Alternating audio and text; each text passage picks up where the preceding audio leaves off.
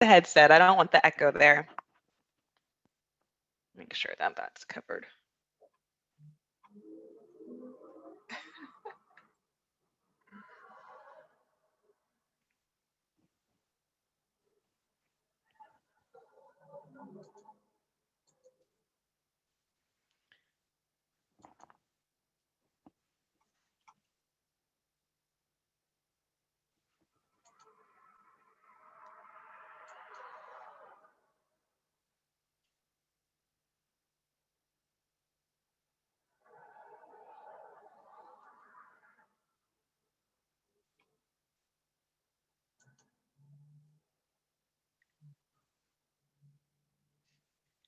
Good morning, good afternoon, good morning to everyone. It's about top of the hour, so it's 1 o'clock in Arizona, but I know we're starting at 12 o'clock in California. So on behalf of Comerica Bank, we want to thank everyone who's able to attend and participate in this basically celebration of Black History Month. And we have a wonderful event to go over today. It's really a discussion. Basically, the theme is to inspire, to celebrate, to inform, to empower. And that is what we've brought to you today. We've brought you three wonderful, powerful women based in California. And their names are Hilda Kennedy, who is the founder and president of AmPac. You will also have Charisse Bremond-Weaver, who is the president and CEO of Brotherhood, Crusade. And we also have Fathia Macauley, Chief Lending Officer with Housing Trust Silicon Valley. My name is Summer Faussette. I'm the External Affairs Market Manager here in Arizona for Comerica Bank. And I'm going to be just guiding us through this discussion today. It's going to be open. We're going to discuss everything that has been at top of mind, and also just to inform those about Black History Month and where we have been and how far we've come, especially since 2020. So we're going to get started, and I'm going to open the floor, and I'm going to start with Hilda. Hilda Kennedy, can you tell us a little bit about your journey and who you are? Thank you so much, Summer, and thank you, Comerica Bank, for being such an incredible partner and for believing in us. I have really enjoyed working with Larry and the rest of the team at Comerica. A little bit about my journey. I thought about this. Do I take you from Vicksburg, Mississippi, and my two-bedroom house there, or do I start with college? But I've had a journey as a woman and a woman of color, and my career has been very diverse. So after graduating from college and doing a public policy fellowship in New York, college at Berkeley, public policy fellowship in New York with the Coro Foundation, I worked in Sacramento for a small business doing government consulting, and then worked for 12 years in the city of Inglewood as Economic Development Director and Chief of Staff to the mayor before starting AmPac. And starting AmPac with the support of two incredible men who believed in me and supported us in establishing this nonprofit with a mission to finance and foster business success at all stages of growth. So AmPac provides commercial real estate financing for small businesses, as well as equipment financing through the SBA 504 program, where we've done over $500 million in loans for small businesses financing real estate, commercial real estate. We've also established a CDFI, Community Development Financial Institution, and we're an SBA microlender. And we have right around $10 million in assets on our balance sheet, where we've served businesses from loans as low as $2,500 to loans of $150,000. That's our direct capital lending program. And then we provide a number of webinars and what we call capital assistance training to help businesses to scale, to really understand their numbers, because our business is all about the numbers. We love a great story, but if the numbers are not there, that story will not make sense. And that's what we want to see more activity on, helping especially Black owned businesses know their numbers and then execute on what you know about them. Thank you. Fantastic. Thank you so much. Thank you so much, Hilda. Now, I know you didn't mention, but I would like to say that you are actually one of the first faith-based CDFIs in the nation. Is that right? We're one of the first, we're the only faith-based certified development company, which is the designation given by the Small Business Administration in the country. And so we intentionally engage the faith-based community because we know most impactful change in this country for especially Black businesses or Black people have happened through the church. So we do an annual Connecting Faith and Business Summit, bringing business and faith-based leaders together. And that is a significant part of our history. Thank you very much, Summer. You're welcome. I didn't want to leave that out. That was something that was extremely just like astonishing to me. It's like, oh my goodness, the first one in the nation, or one of the first in the nation, and how important it is because in the Black culture, we do a lot of things based on the church and we follow the guidelines of the church and where they go. So thank you for supporting and doing what you do within our community. So I would like to go to our next panelist, Charisse.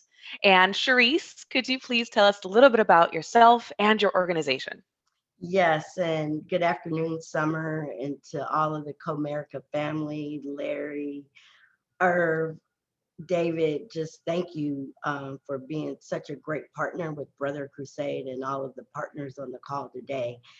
And I really always like to talk about my history as we celebrate Black History Month, that our organization was founded by my late father, Walter Bremond, who actually came to Los Angeles from San Francisco to form a group called the Black Congress in 1967.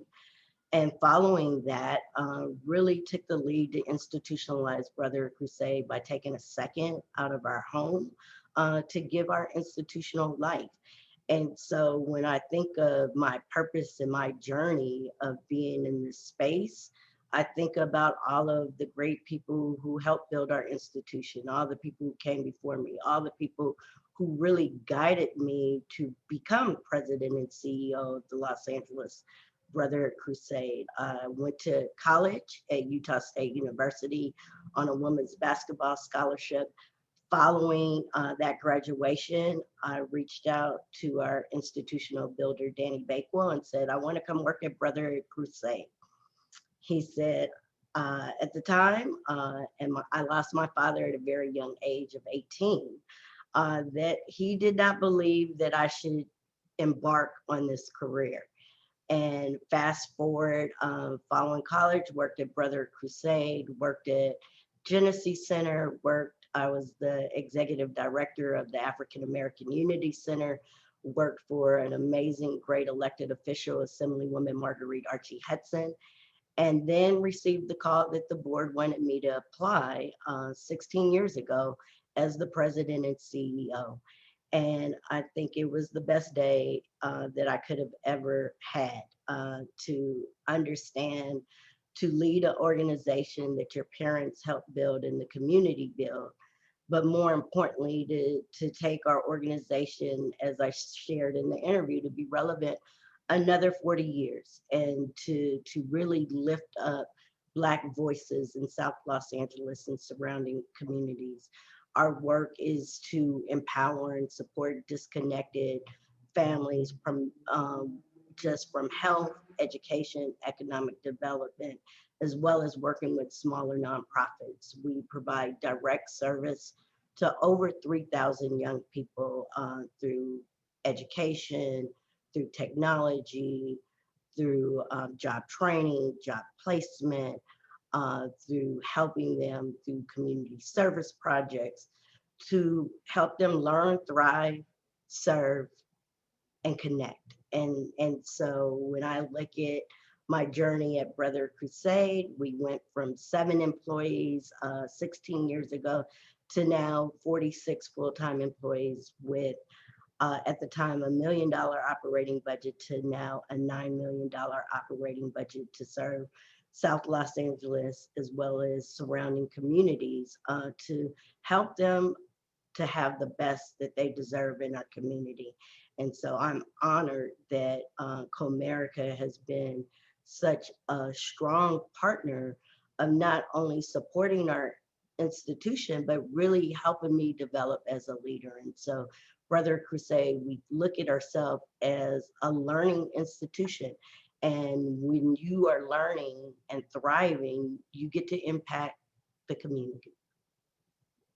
Absolutely. Thank you so much, Charisse. You know, I know the struggles that a lot of community organizations have to go through, but you're able to push through everything that was against you, but also you took your assets from 1 million to 9 million. I mean, that's no small feat right there. That's absolutely amazing and certainly applaudable. So the impact that you've made, like you took the money, you reached into the lives of those that are in your community and you focused hard. So congratulations for what you've done and all that you're doing. So thank you so much. It's absolutely unbelievable. And I know people are out there saying, I wouldn't be where I am right now if it weren't for Brotherhood Crusade. So thank you.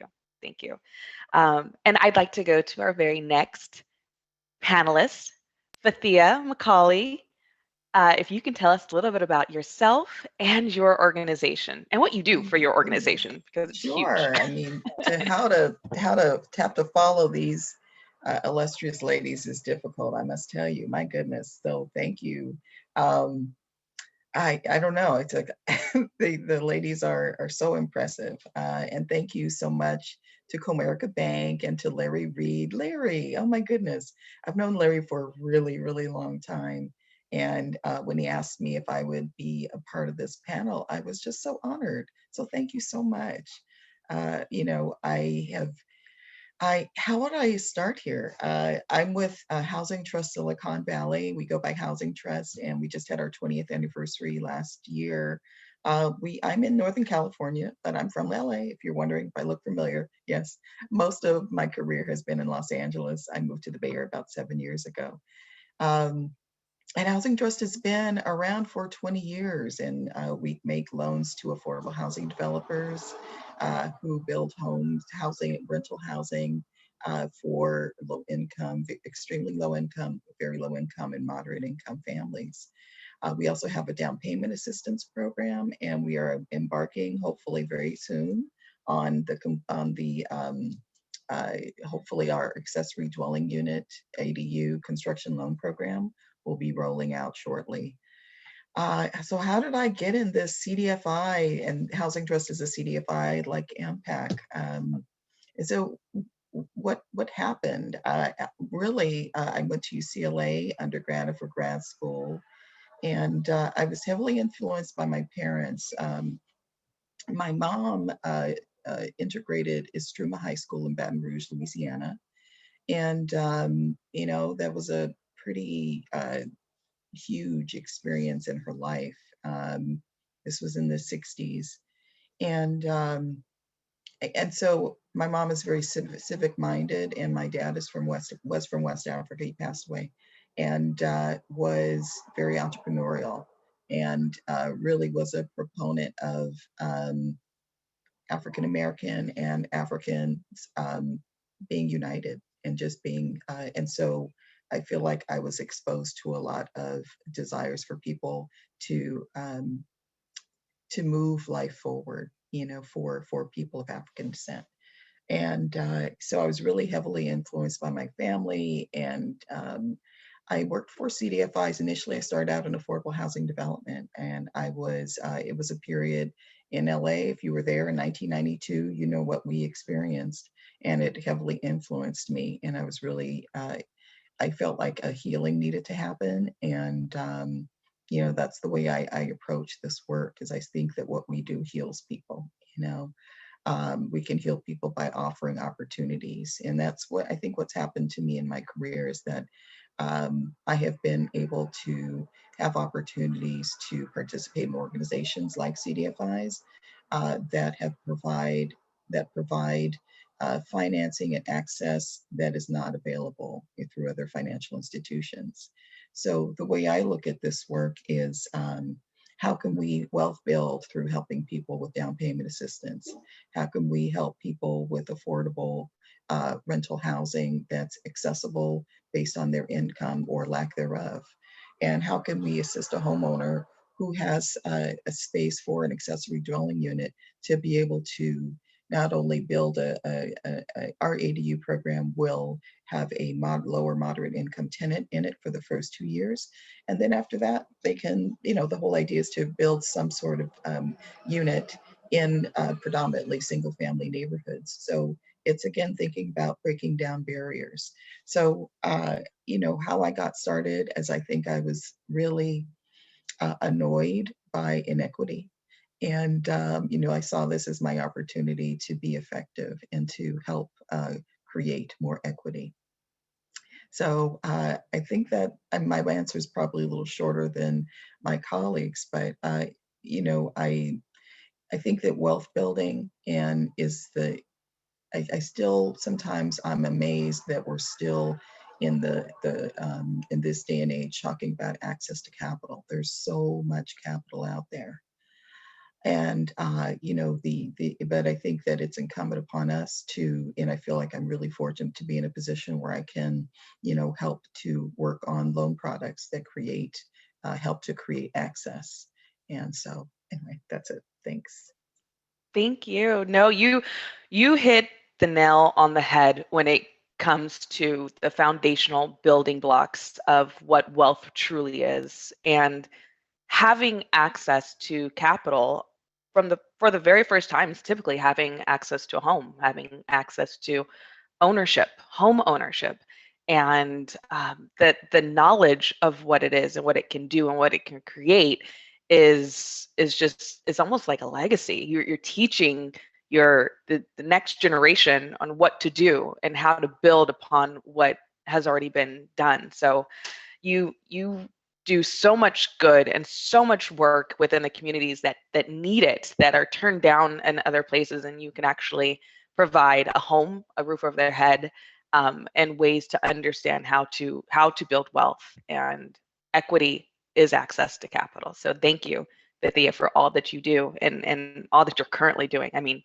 a lifelong career in finance is rarely applauded, because it's numbers to people. But when you translate those numbers to the impact that you've made and the lives that you've changed, it's something that you can't just take away. So thank you. Congratulations for what you do. Thank you. All right, so I wanted to kind of break it down. I mean, it's Black History Month. We're Black women on this panel. We want to understand who we are. So we've heard a little bit about your organization. We've heard about the accomplishments that you've done. You all have been very modest, I will say. So you haven't mentioned everything that you're doing. But I just want a lot of people ask, and a lot of people want to know. And we can start back with Hilda, or we can go back to Fathia, whoever wants to speak first. But we as Black women and leaders do things differently. We do things differently than the rest of the world, but it's strategic. And Charisse and I were talking about this before, that it is certainly strategic, and we move when we need to move. We pivot when we need to pivot. I mean, that's the word of 2020, but we've been doing it for our lives. And can you explain, what have you done in your life, in your career, within your organizations, that is different than what the rest of the world sees? So the things that you've done, the mindset that you've had, the way you lead, being a leader, I mean, what does that encompass for you, being a Black woman in leadership? Can anybody expound on that? And I'll start with you, Fathia. You're on my screen, so I'll start with you. Sure. So how do we do things differently as leaders? That was the question. Is that correct? Oh, wait, Summer, where are you? I'm so sorry, I put my stuff on mute. Yes, how do we do things differently as leaders, as Black women, and getting over, I mean, we all have obstacles. So getting over those obstacles and moving forward and pressing past that mark of never giving up. I mean, what have you done in your career for A that? lot. I mean, I know, but I've we done a all want to lot. know. Oh I my mean, gosh. it's a lot of information that Yeah. we kind of skip over. So yeah, what You have you know, done in your career? when Charisse mentioned Marguerite Archie Hudson, she was when I was at UCLA undergrad, she was one of our advisors over at Campbell Hall. And it was really interesting when you talked about her. I was like, oh my gosh. I remember running in and asking her, I need a recommendation for something. She looked at me, she was annoyed, but she did it anyway. And I'll never forget that because if people ask me for things, I am annoyed because they need it right now and they waited to the last minute, but let's do it. Yeah. At Housing Trust, I am the chief lending officer and I have a lot of responsibility. I oversee the multifamily lending, our home buyer programs, our accessory dwelling unit construction loan program, and our loan administration team. So it's about 16 people. When I got to Housing Trust, there were maybe about 8. So, it kind of grew and it's been amazing. Our organization has grown quite a bit. How do I lead? I must tell you, I've been really fortunate. I worked at Vermont Slauson Economic Development Corporation. So Marva Smith Battle Bay was one of my first bosses. Everybody's nodding. I learned a lot from Marva, and she remained a force in my life.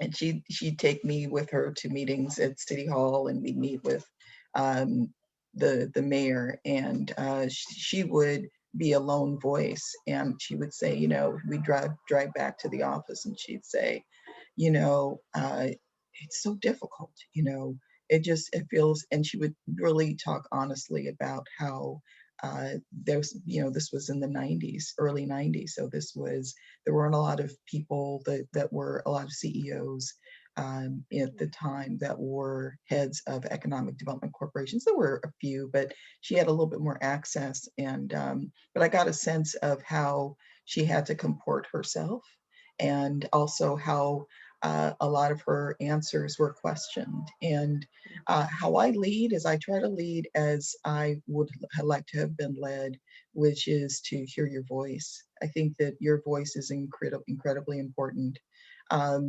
And I think there have been times when that voice gets stifled by people's opinion of you and whatever's going on with them. Quite frankly, that really doesn't have anything to do with you. And I don't think I knew that when I was younger. I think when I was younger, I thought that maybe that was something about me. I didn't realize it was the other person. And it's taken a lot to really be excited by challenge. I've always been excited by challenge, but I think even more so now when I see what the culmination. I think what happens when you reach a certain point in your career is like you really get a chance to look back and say, wow, a lot has occurred and I have been a part of quite a bit. But I didn't have fun. And now, that's one of the things I think is really important is to see the joy in the work that we do.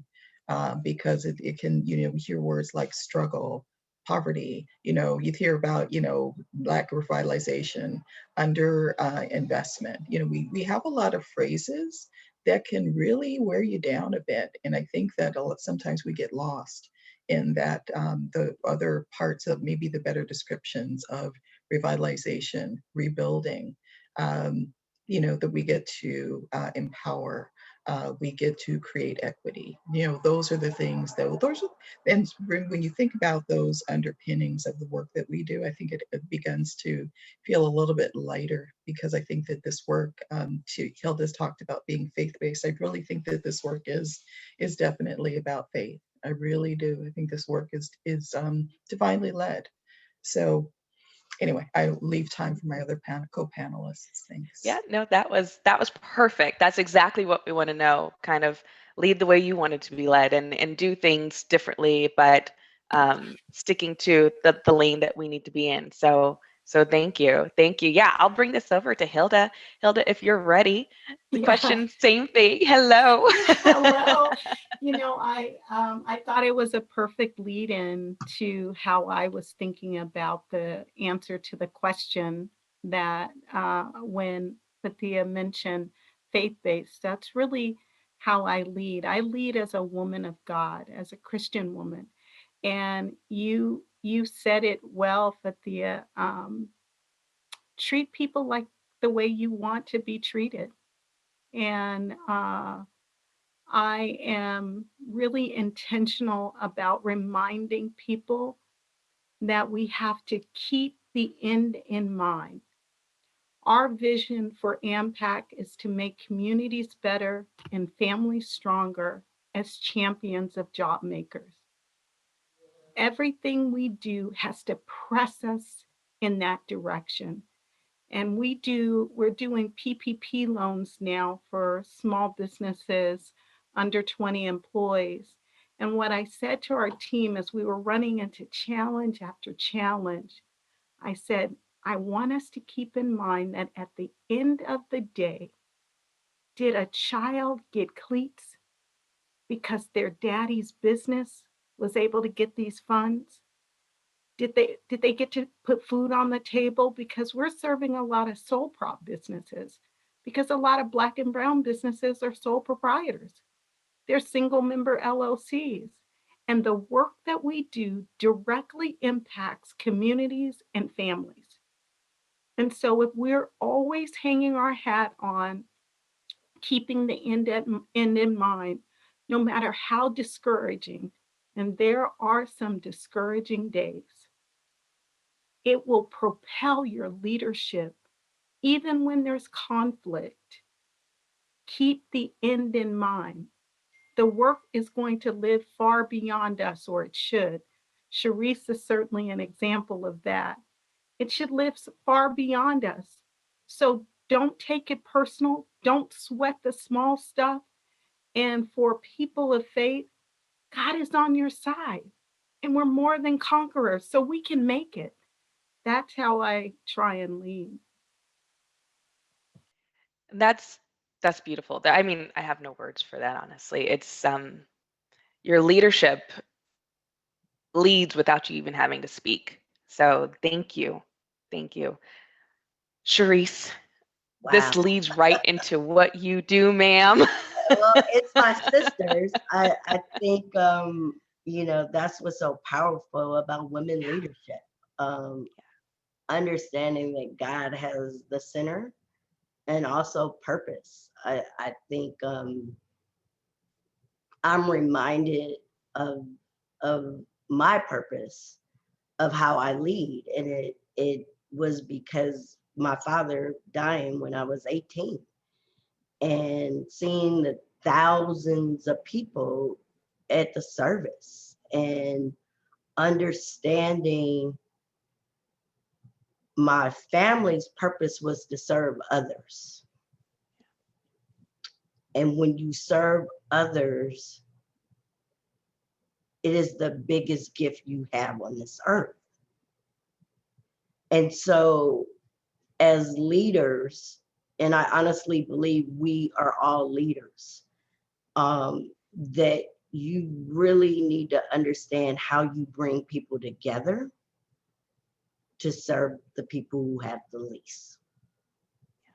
So when I think of my leadership style, I just think about when Fatima talked about Marguerite Archie Hudson, I think of Karen Earl, I think of all of the women who groomed me in this space to lead and take little bits of pieces of all of their knowledge, how you think of short-term, long-term solutions, how do you think of policy, how do you think of impact, how do you think of data?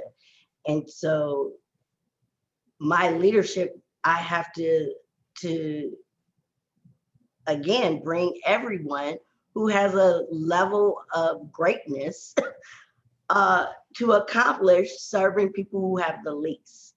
And so sometimes I'm a motivator. Sometimes I'm cleaning the building. Sometimes when a student calls and no one's here, I'm going to take that call and I'm going to listen and I'm going to understand how do we do more for families who are impacted at a level that we cannot ever understand, because the community I serve are young people primarily who are homeless, foster care, single family families that might have 8 people living in a household. And so my strategy is I need everyone in this fight with me, but also utilizing their strengths. And so I think as leaders, our job, as my sisters said, one, God first, understanding purpose, but also leading by example. Anything that we have to do for the community, I'm going to be the first one here. I'm going to be the last one leaving my building. We have been working through COVID. We have staggered employees, but all 3 locations. So I'm in the office every day because I cannot expect my employees and my team members to be in the office if I'm not here. And so I think the bar is high for our communities. And so I think that's it. That's beautiful. That is absolutely beautiful. We can feel your hearts with what you do, all of you. Everything that you do for your community is resonated in just how you present yourself and how you speak on your community. It is a we. It is an our. It's not a them and an I. It's certainly it is a fight, Charisse. You said that right. It's a fight, but just like you said, it's not one that we all have to take on our own. We all have the same path and the same way to get to the fight, but we're doing it together. Everyone has so many different areas of expertise, and you all got to your positions in so many different ways, but the goal in mind sounds to be the same. And you all didn't do it by yourself. And I remember Charisse and I spoke on this as well. Nobody got to where they are on their own. We all got here with our community by our sides. So thank you again for all that you are doing. My next question for you, though, kind of leads right into what Charisse left off on, was your community and the challenges that they're facing. I know we touched on it a little bit, but can you tell us a little bit about the major challenges or the needs of the communities you serve?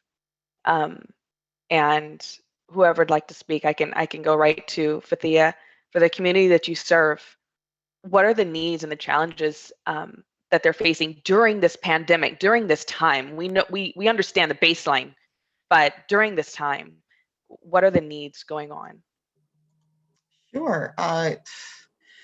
Well, I'm going to dovetail that with the question that was in the Q&A portion, or from Robert Saucedo about first-time homebuyer products. So my office is in San Jose, and Housing Trust covers the 13 counties of the Bay Area. So that's all the way south to the very abundant Silicon Valley, to the East Bay and Alameda County. That's where Oakland, Richmond, and Hayward are, and then all the way up to Napa, Sonoma, and on the way east on to San Joaquin, which is like Modesto and Stockton area. So some of the needs that we have, if you can imagine these areas where there's so much wealth and then there's so much poverty happening. So one of the things that we do is at Housing Trust, we provide these, some of the needs are for people to purchase a home. So one of the programs that we have is the Empower program. It's through the Santa Clara County. And the Empower program came through Measure A, and it provides down payment assistance up to 17%. So the homes that can be purchased are, I know these numbers are huge, 800,000 is the maximum.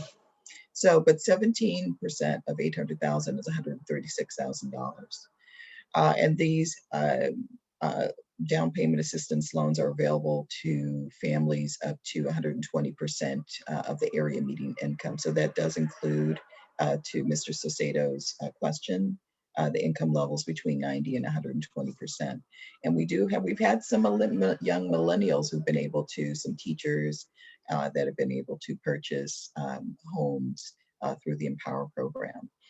So, what are the needs right now? I think the needs are changing, and I'm really trying to keep an eye on this. Right now, through COVID, we've seen so many small businesses that have been struggling, and very much concerns me because people's ability to have a home is directly tied to their ability to be able to pay for that home. So whether they have income. So I think the job creation and housing are intrinsically linked. And those are some of the things that I feel like our communities need right now. Is like we need a greater lens on what has the last 11 months done for people, with what has it done for employment, and really what has happened to people. I know that the eviction moratorium, I am concerned about what that bill will be like for people who have not been able to pay their rent. Will that be forgiven? I think some of the other needs right now, one of the statistics, as I think our new president had talked about student loan forgiveness, and I keep reading articles about how Black women are disproportionately populating the largest number of student loan holders. And I am concerned about that because I think that when you look at, I had done a research for a client probably about 10 or 11 years ago, and Black women, we have the highest employment rate. So that means of all women, we are the ones with the highest employment rate. There are other ethnicities that have lower employment rates. So that being said, what does that ratio look like as well? So I've been thinking a lot about what do innovative loan products look like in this kind of environment? What about the loan products that we have right now? And so we are internally thinking about lending innovation and what that would look like, and trying to make sure that we're keeping an eye on what's happening right now, being able to look at access to capital for minority developers and the ones that are approaching us now. What is it that we can think through? These are not easy things, because we're my colleague also, Ms. Kennedy, is also a lender. So there's things you've got to balance when you're lending, but trying to make sure that we still keep access to capital at the forefront of what we do. So, yeah, thanks, Summer. Wow, thank you. Thank you. And those programs, I mean, those sound like they're lifesavers. So the programs are absolutely amazing that you offer the community, and it's definitely needed and necessary. So Hilda, can you tell us a little bit about what your community is facing right now during this pandemic of COVID? Sure. Thank you so much. Um, One very positive thing that I think is happening with COVID is that we are having the opportunity to get access to resources, especially as CDFIs, that we have been a bit more of a challenge to get access to. So partnerships like ours with Comerica Bank and others has really been robust, and it's really critical for such a time as this. Where we are seeing the greatest challenge is we've managed a number of COVID-related relief efforts for small businesses, and especially in the Black and Brown community.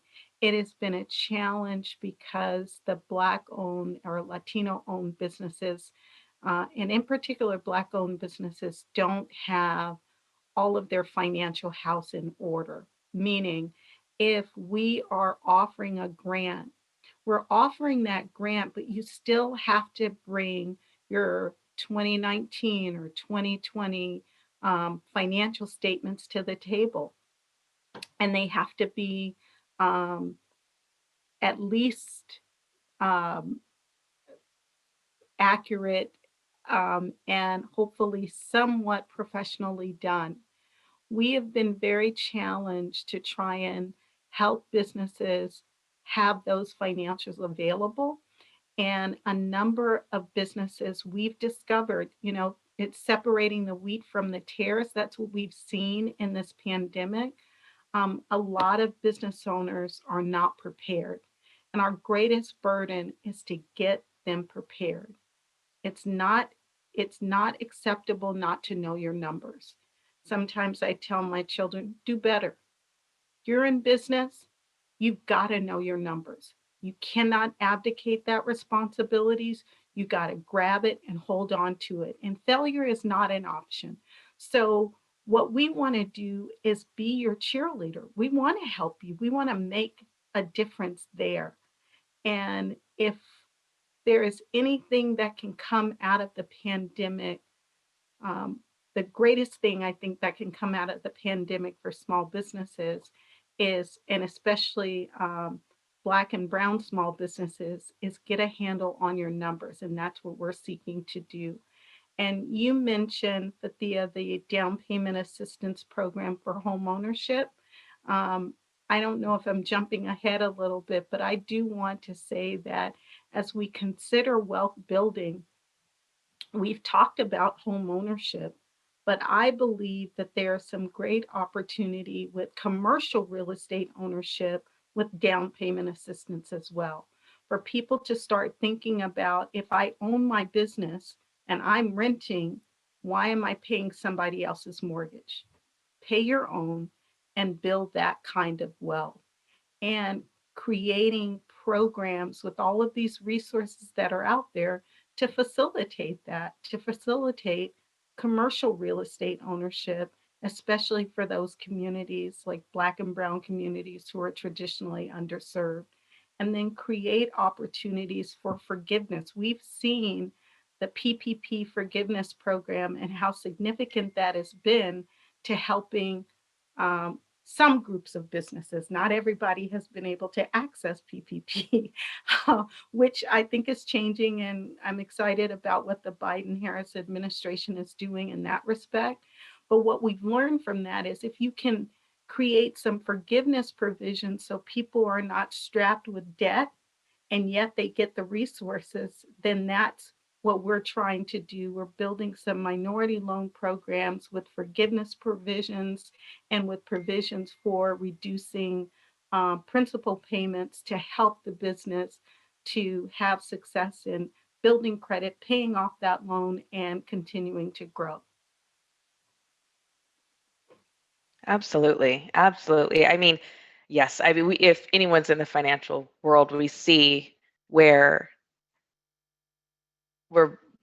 Black businesses come to us and they don't have everything together. And it's not because they don't want it together. They just don't know. So knowledge is certainly an empowerment to have when owning your own business. So the fact that you're advocating for those who don't always have a voice is absolutely amazing, Hilda. And this is commercial ownership. I mean, that sometimes isn't even a thought of business owners. They're just used to renting, and then that's just the way it is. So that's a seed that's planted in someone's mind that that's an actual opportunity to do, is to own the building that you are in and make money on that building with other renters. So that's just it's beautiful. So it's fantastic. Thank you. Charisse. You're in the community. You're about the community. You are the community. Just such a rich, full conversation through these great women leaders. I think our story and our narrative of being in the heart of South Los Angeles and understanding before the governor and the mayor said safer at home, for me, that weekend I cried. I went home and I knew that, and who knew we would still be in it? What does that mean when the 3,000 young people who we serve are now not in school and not connected to anything? And that weekend, I created an emergency fund. One, first to just get technology, tablets, hotspots to our students, because when you do direct service in communities like South LA, we already knew what the issues are. We already know that we're 8% of the population, 34% of houselessness, homelessness. Our unemployment rate in our community is triple that. Every indicator for, unfortunately, our community, unemployment for young people who we serve 16 to 24. And so everything that I knew that we do really well would be in a holding pattern if we did not say, first, let's get our students tablets. Made calls to some of our foundation partners. Comerica stepped up in a big way for our COVID relief fund. We have to date provided 2,500 Chrome tablets, as well as hotspots. Food insecurities, when you look at our food lines, when you think of PPE and families don't have the ability to wash, they don't have washer and dryers in their homes, utility bills, everything that you could ever imagine, a family was already struggling. And so today I think of us creating that emergency fund, because for me, I said, we're gonna have our fund to last an entire year. So we, with the help of Comerica Bank, have raised over $1 million to provide direct emergency funds, meaning not only Chrome tablets. Every week we support 25 families financially, anywhere from $300 to $1,000, depending on the need. So that means they have the ability to go purchase their PPE. They have their ability to go purchase soap and detergent, even though LAUSD has had the food support. But it's so many other things that our families in our community need. But more importantly, how do we love our community with dignity? And folks don't understand that, yes, we could give them a gift card for food, but it's more than food that they need. And so our board and our corporate advisory board, Larry Reed is a part of, said, no, we're gonna have a different strategy. And we track it. Our team member, they deliver it. We have not had, although we've been working through this pandemic, our team has been safe. And so following the CDC guidelines, but also understanding that they could come back the next quarter, because we know that what our families are facing, the unemployment, that their hours have been cut. Our single parents have had to make to quit their jobs to be at home to raise their students, their kids, and so it's a lot. It is a lot, and I think that's where Comerica, of setting a standard of understanding how to be supportive to the nonprofits in this space, to be flexible, to understand that the way we have to support our community is different today. A student can't talk about learning when they have nothing to learn on. And I'm so proud, because of our Chrome tablet, we have had a 90% participation through this pandemic. And from our cyber cafe to, we have monthly touch points. I've been engaging our corporate executives. Comerica is coming up with a project around financial literacy.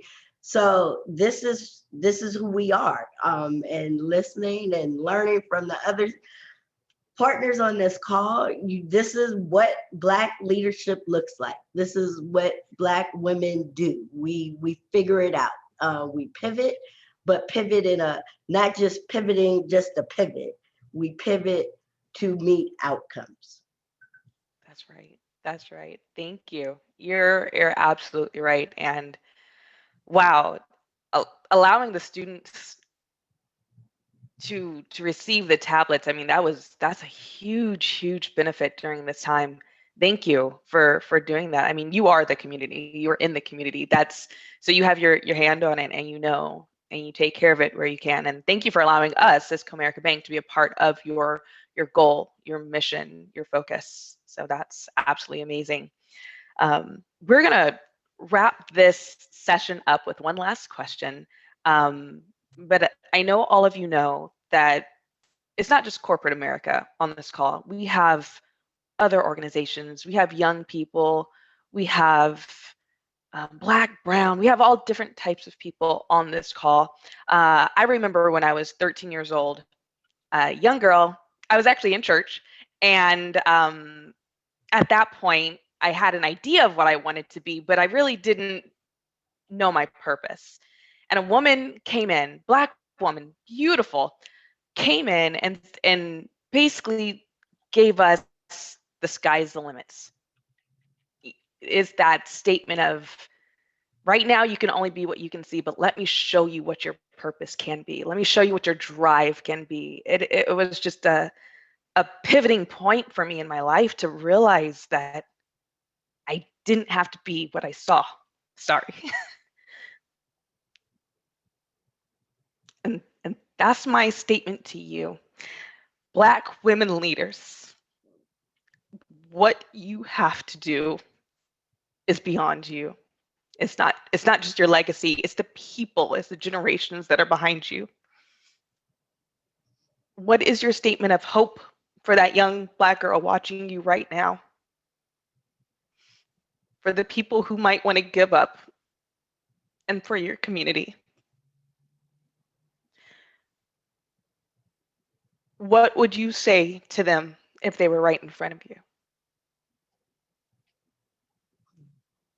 And we can start with whoever is unmuted. I can't see. It's me. But I'm sorry, it's you. You know, I talk about love a lot. So if a young Black young woman came up to me, I would first say, love yourself and understand your greatness and never dumb down. And really kindness and integrity. I mean, I think of my own journey of the great love of not only my parents, but so many people infused into me. It's like you are a reflection of your circle. And if you are surrounded by a great circle, greatness will happen. And so I just think that young Black women, even middle-aged Black women, even senior Black women, that we are brilliant, we are great, and we need to own it. And how do we help manifest that greatness with our people to really infuse it, help them to understand the ancestors, help them to understand the shoulders that we stand on, help them to understand a Rosa Parks who wouldn't get up to change the whole fight. Help us to understand a Oprah Winfrey when people shut the door on her. It is why today is so important, because I'm surrounded with 3 other brilliant Black women leaders. And I've learned something today. And that's the thing, it's like mentorship matters, caring adults matter. And young people, it's not their fault if they don't have a caring adult in their lives. That's where we have to step up. Thank you. Thank you. And I'm not going to mention anything else. I'm just going to move to the next person. Fathia, What is your statement of hope? Am I muted? Yeah. Wow, that was amazing. I thank you, Charisse. The whole thing about, never dumbing down, I mean, I think that the phrase keeps coming up to me is making yourself small to make other people comfortable. And every time I did that, the result wasn't so great because that wasn't me. So who they were actually making small wasn't me, or who they were actually like rejecting or, getting upset with wasn't actually me. It was a version that I thought would be acceptable. And that probably stopped when I became a business owner. I became a business owner in 2004, and I was working with an organization, and I knew it wasn't the right fit for me. And I was the head of the organization, and it was a field that I wasn't really totally comfortable with. And so this was in 2002. So that was what, 19 years ago. So I didn't know as much, and I was a lot younger than the people that reported to me. So I was fortunate to be in a position where I was leading. It was a startup nonprofit organization. However, I still wasn't comfortable. And but what happened was all these kind of consulting offers, started to come in, and I felt led to do something really independently. And so I started working with nonprofit organizations, helping them with fund development and their own self-sufficiency, because I've seen what happens to organizations that aren't able to hold their own financial capacity. And suddenly I had to take care of myself, and I did not have the luxury of dumbing down for anybody. I didn't have the luxury of being small because I needed to eat. And so I don't know. I'm just going to say hi to Tanoy. Tanoy and I went to high school together. I'm glad to see you. She just put in the chat. And so I didn't have the luxury of being somebody that I wasn't. And what happened was I was so embraced as a business owner. It was amazing, and it really kind of gave me the courage that I needed to like expand and see what I really wanted to do.